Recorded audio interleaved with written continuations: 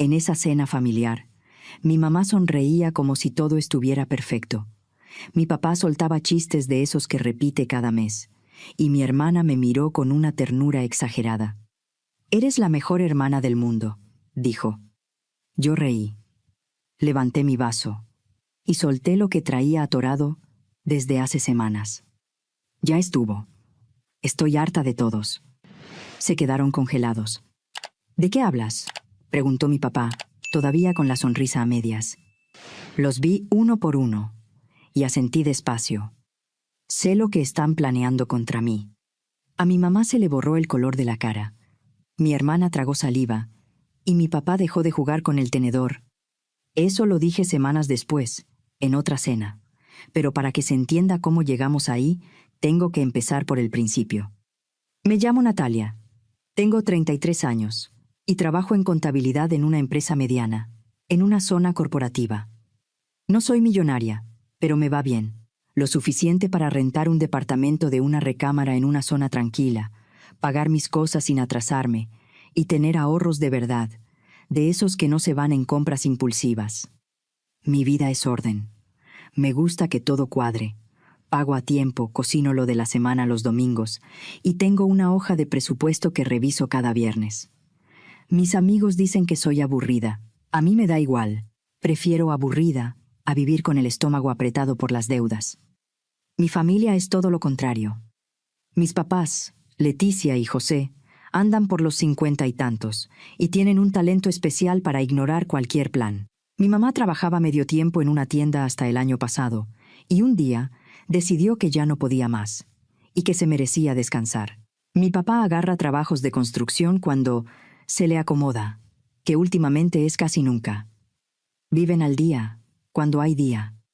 Y luego está mi hermana menor, Emilia. Tiene 28. Trabaja en una cafetería, pero solo cuando no anda enfocada en su arte. Pinta cosas abstractas que parecen hechas con los dedos en la primaria, pero ella se presenta como artista. Lleva más de un año viviendo en un departamentito tipo estudio, chiquito y viejo, en una zona nada elegante. Aún así, a ella se le hacía perfecto, porque decía que le daba inspiración. ¿Y adivina quién ha estado pagando esa renta?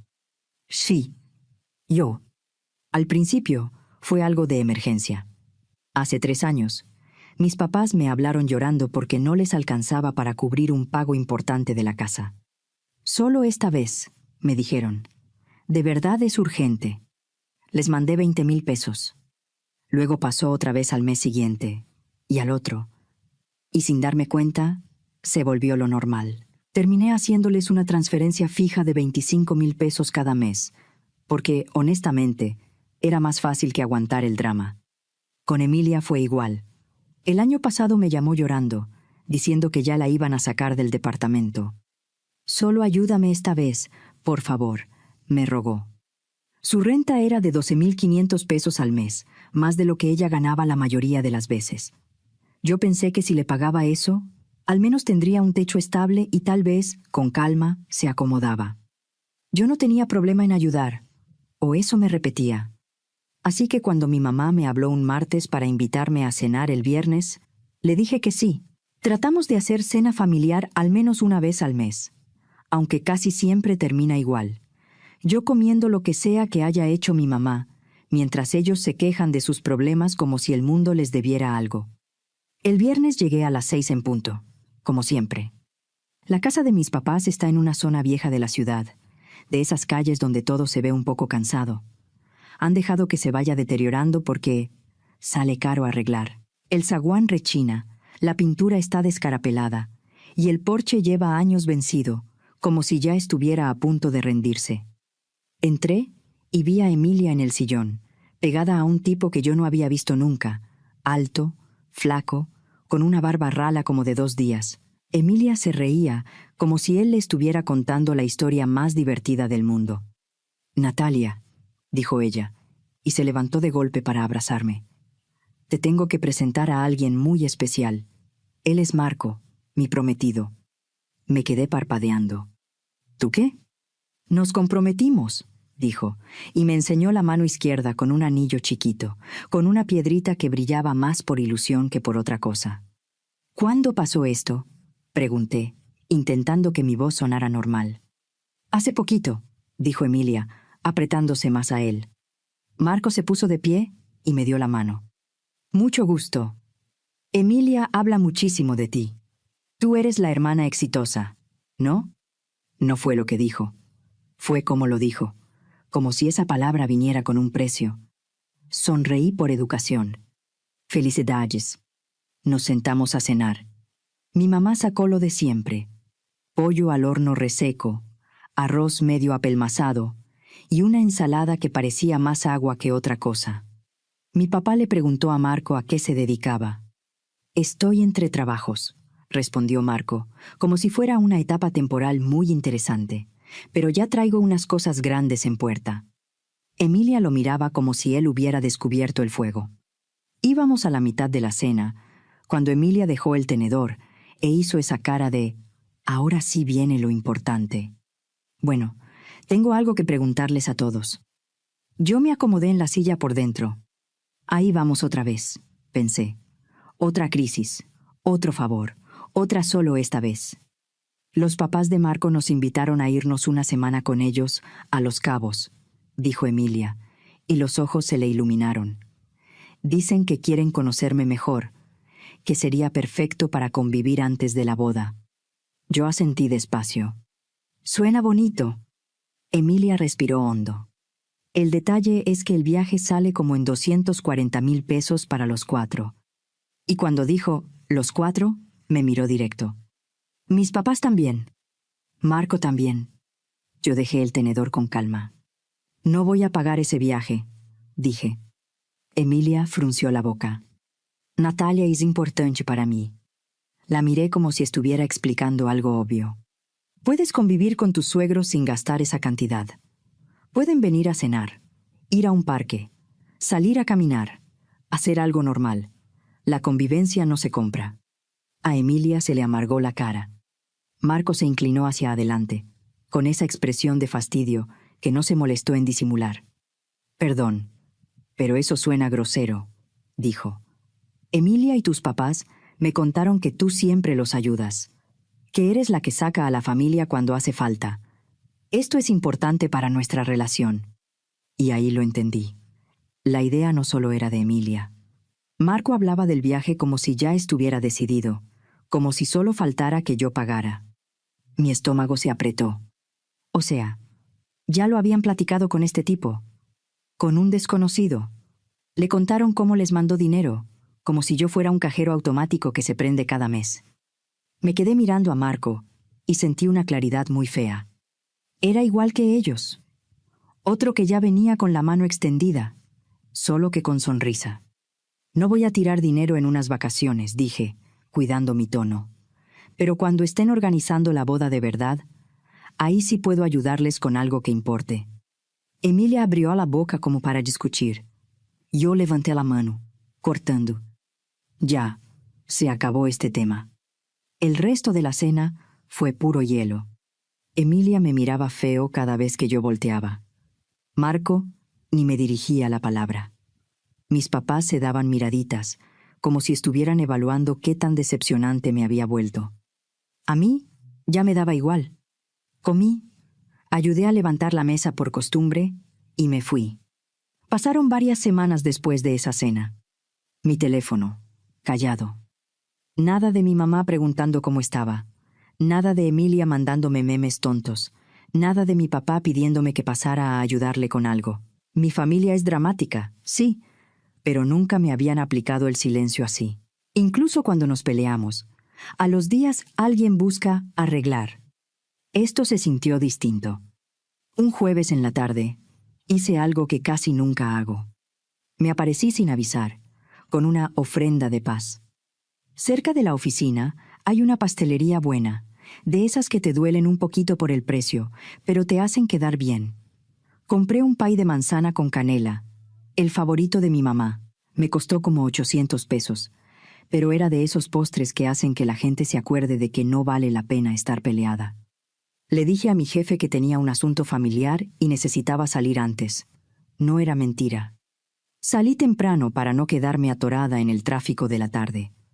Aún así, Me aventé el avance lento de siempre. Los altos, los camiones, la ciudad apretando.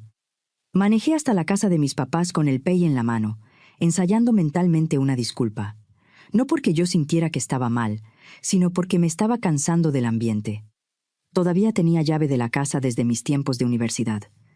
Nunca me la pidieron de regreso, y yo nunca pensé que algún día iba a necesitar explicarlo. Entré con cuidado, y ahí escuché voces en la cocina. Voces fuertes, de esas que no son conversación casual. Me detuve antes de decir, ya llegué, porque no me habían oído entrar. Entonces escuché a Emilia, clarita. Yo sí quiero ir a Los Cabos con Marco y sus papás, pero no tengo el dinero. Natalia se está poniendo bien tacaña con esto. Me quedé helada. La voz de mi mamá salió después, tranquila, como si estuviera hablando de qué comprar en el supermercado. No te preocupes.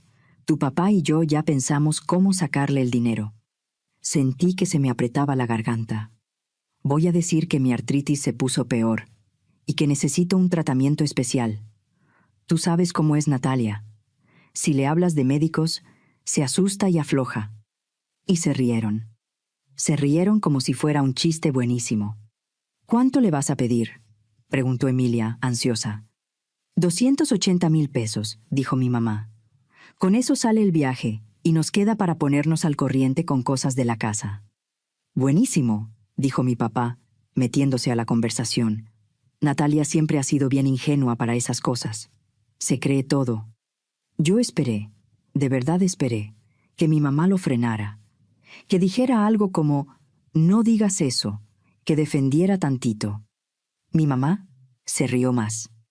¿Sabes cuál es la verdad?, dijo, como si estuviera confesando un secreto divertido. Cuando Natalia coopera, ahí sí es buena hija. Cuando no, nada más nos fastidia con sus listas, sus regaños y su manera de querer controlarlo todo. Me dieron ganas de tener náuseas. El pay me pesó como si trajera piedras. Me moví hacia la puerta sin hacer ruido. Salí y cerré con cuidado. Respiré hondo, como si el aire me ayudara a acomodar lo que acababa de escuchar. Y entonces hice algo que me sorprendió hasta a mí. Volví a tocar la puerta, como si acabara de llegar.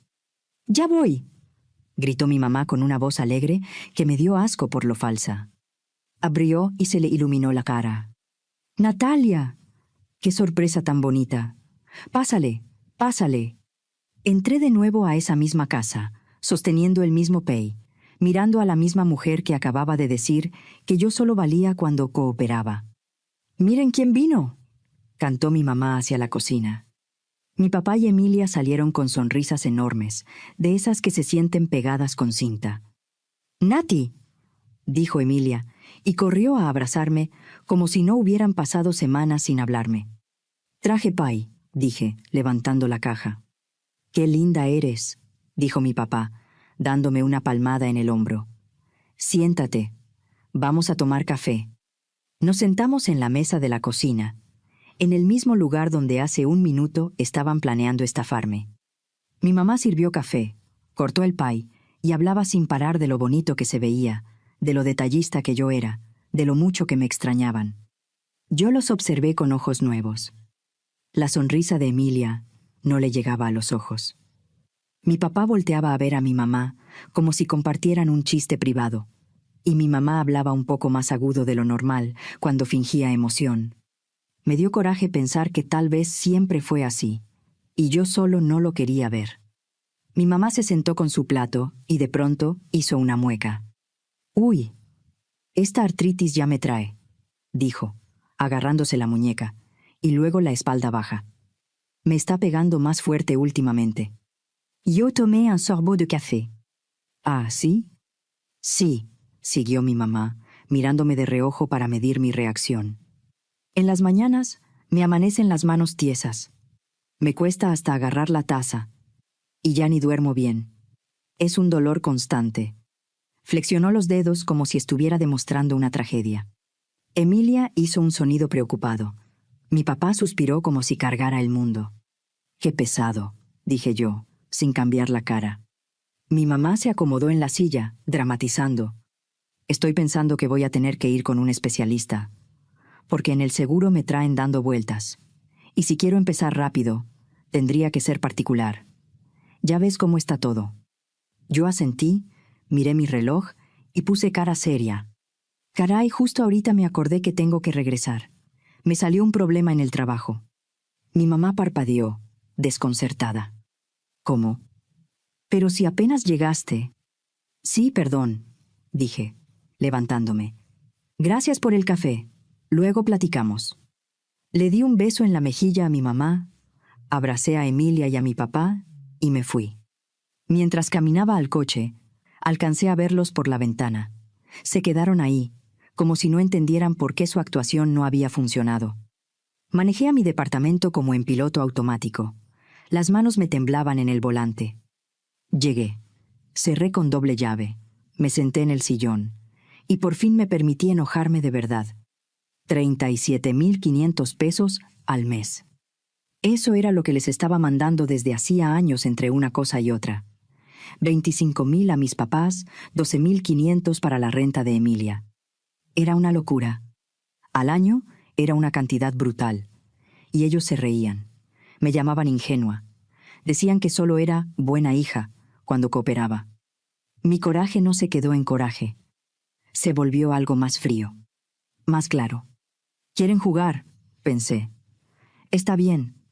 Yo también sé jugar. Los siguientes días actué como si nada. Cuando mi mamá me mandó mensaje preguntando cómo estaba, le respondí normal. Cuando empezó a meter el tema de la artritis en los mensajes, yo contestaba con «qué mal» y «ojalá te sientas mejor pronto». Pero no ofrecí dinero. Nada. Mi mamá fue subiendo el tono poco a poco. Primero eran quejas generales, luego síntomas, luego supuestas visitas al doctor. Una noche me escribió: «El doctor dice que se me está complicando y que si no empiezo tratamiento ya, puedo quedar peor». Yo contesté: «Qué mala onda. Ojalá encuentres un buen tratamiento». A los minutos: «Es que sale carísimo y en el seguro no cubren todo». Yo: «Qué frustrante, de verdad. Ixilon, Ohilo Dei».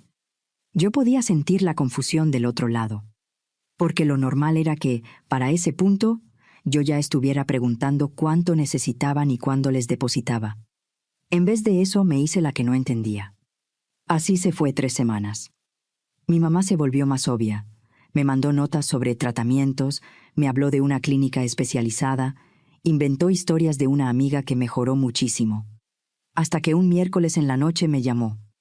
Yo estaba en el sillón, cenando algo rápido y viendo una serie, cuando sonó el teléfono.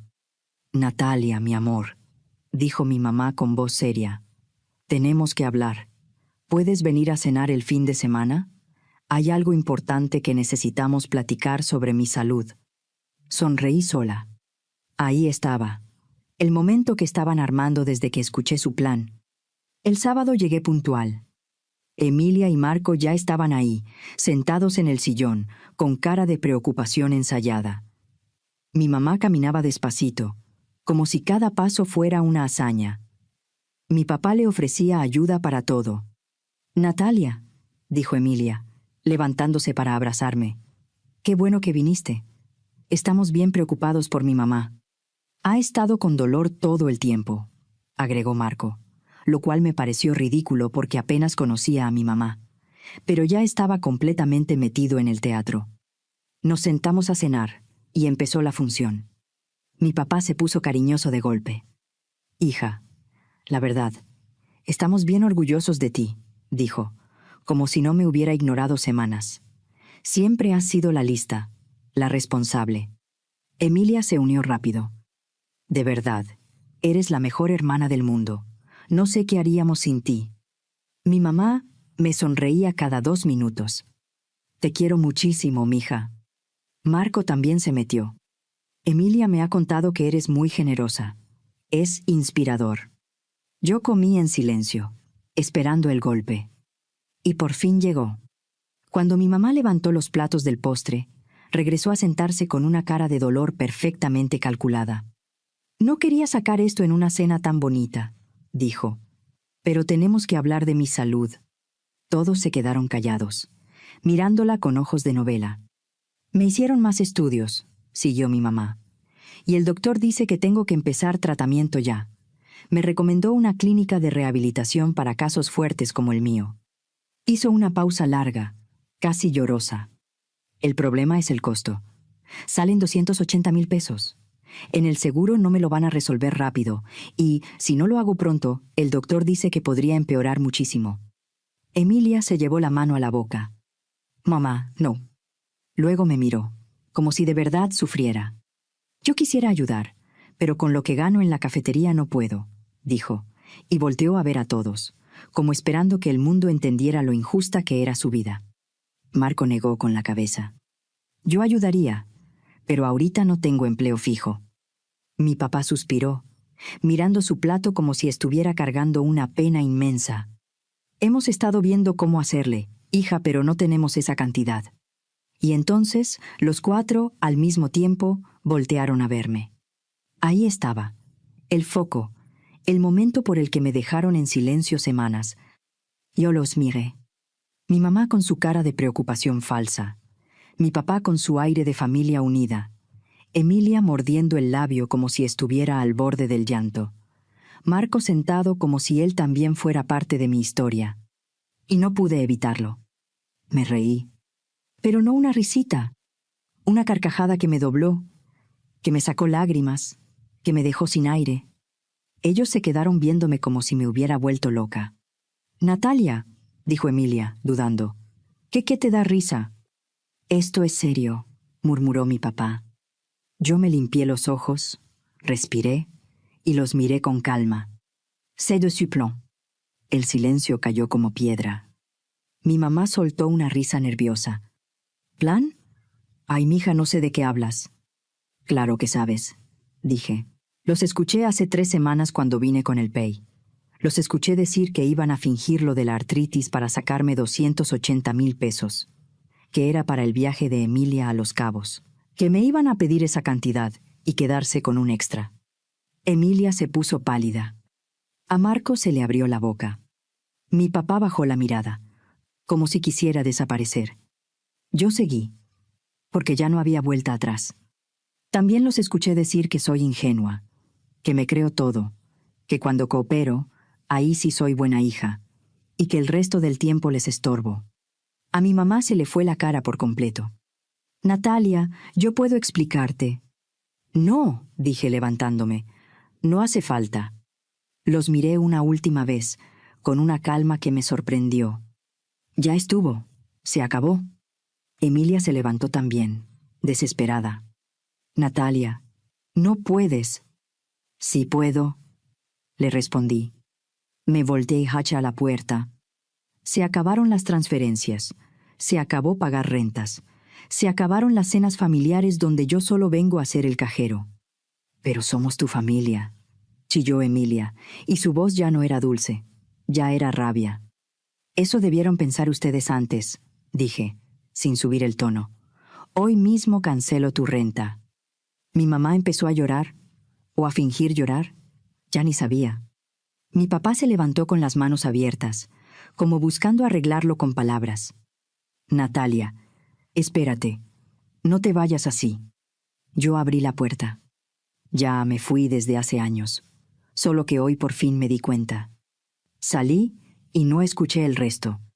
Esa noche llegué a mi departamento y me senté frente a la computadora. Abrí la aplicación del banco. Cancelé la transferencia fija a mis papás.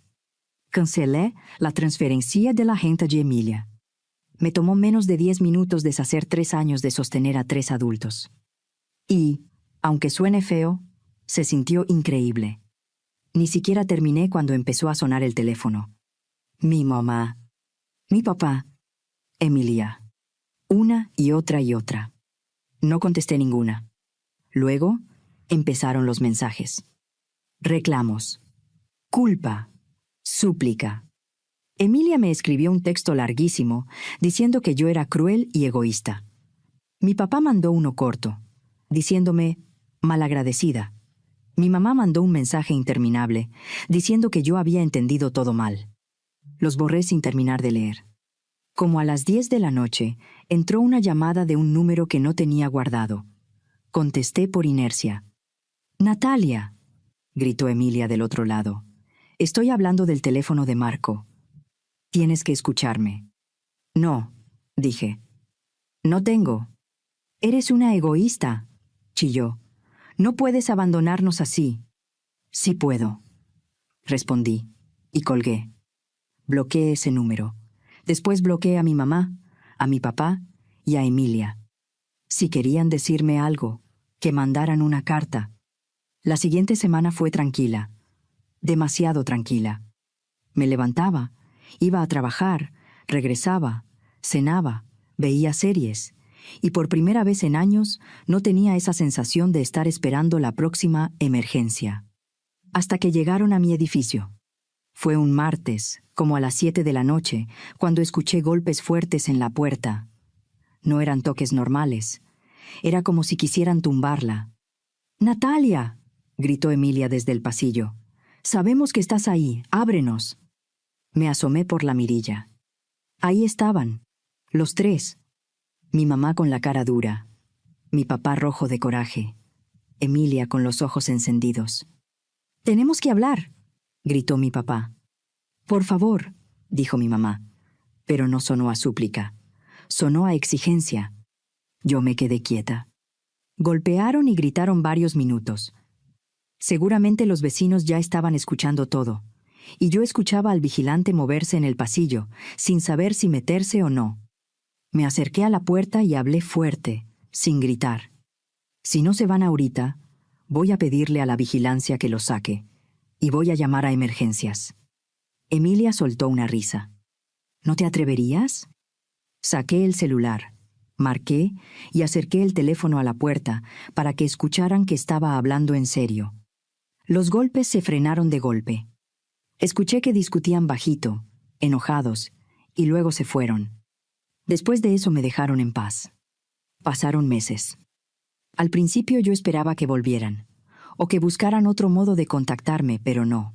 Tal vez por orgullo, tal vez porque por fin entendieron que yo no iba a ceder. Me enteré de cosas por mi prima Lorena, que todavía hablaba con ellos de vez en cuando. «Tus papás están batallando», me dijo un día por teléfono. «Se tuvieron que poner a trabajar de tiempo completo». Mi papá empezó a agarrar más obra. Mi mamá consiguió empleo en una tienda. Estaban cansados, pero estaban saliendo. Emilia se fue a vivir con Marco, al principio, pero eso tampoco duró. «Se la pasan peleando», me contó Lorena. «Marco está molesto porque Emilia casi no aporta. Con lo que gana en la cafetería apenas le alcanza para ella». Sentí un poquito de culpa, lo admito, un puntito, pero se me pasó rápido. Emilia tenía 28. Ya era hora. «¿Hablan de mí?», pregunté. Lorena dudó. «Sí. Tu mamá dice que te extraña, pero más bien están enojados. Dicen que los dejaste solos».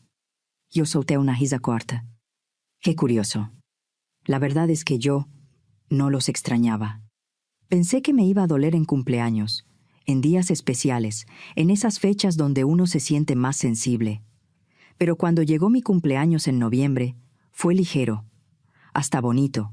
No tuve llamadas falsas, no tuve mensajes dulces con intención escondida. Me compré algo que quería desde hace tiempo. Fui a cenar con amigos. Me sentí libre. Y mi cuenta de ahorro empezó a verse como nunca. Sin esos 37,500 pesos al mes saliendo para mi familia, por fin pude adelantar pagos del coche y empezar a juntar para un enganche. No era magia. Era solo dejar de sostener a gente que no quería sostenerse sola. En el trabajo me acerqué más a mis compañeros. Hice nuevas amistades. Empecé a salir con Rodrigo, un tipo del área de sistemas que era tranquilo, inteligente y sobre todo no me veía como un recurso. Meses después, me di un viaje a Italia, algo que siempre había querido y que nunca me permitía, porque primero la familia. Esta vez sí pude, porque por fin estaba usando mi dinero en mí. Por primera vez en mi vida adulta, yo era prioridad. Cerca de Navidad, Lorena me volvió a llamar. «Tu familia anda pesada», dijo. «Tus papás trabajan tanto que ya están agotados. Y Emilia y Marco terminaron la semana pasada. ¿Qué pasó?, pregunté, más por curiosidad que por otra cosa. Marco se hartó, dijo Lorena. Le dijo que ya era hora de que se pusiera seria, que buscara un trabajo mejor, o que dejara de esperar que alguien más la mantuviera. Emilia regresó a casa de mis papás. Volvió al inicio. Solo que ahora mis papás ya no podían cargarla como antes, porque apenas podían con ellos mismos. «Han hablado de buscarte», me dijo Lorena, «por las fechas». Yo me quedé callada un momento. «¿Y tú qué piensas?», preguntó. Pensé en la risa en la cocina, en la frase de mi mamá, en el plan con mi nombre como si yo fuera un objeto. «Tal vez algún día», dije al final. «Pero no hasta que se hagan responsables. Y no hasta que me pidan perdón de verdad. No por quedar bien, sino porque lo sientan». Lorena suspiró. «Entiendo». Colgamos. Me quedé sentada en mi sala, con mi departamento en silencio, sin gritos, sin presión, sin miedo a la siguiente llamada. Y fue ahí cuando lo entendí con una claridad que me dio paz. Yo estaba bien. Estaba tranquila. Y, por primera vez en años, mi vida era mía.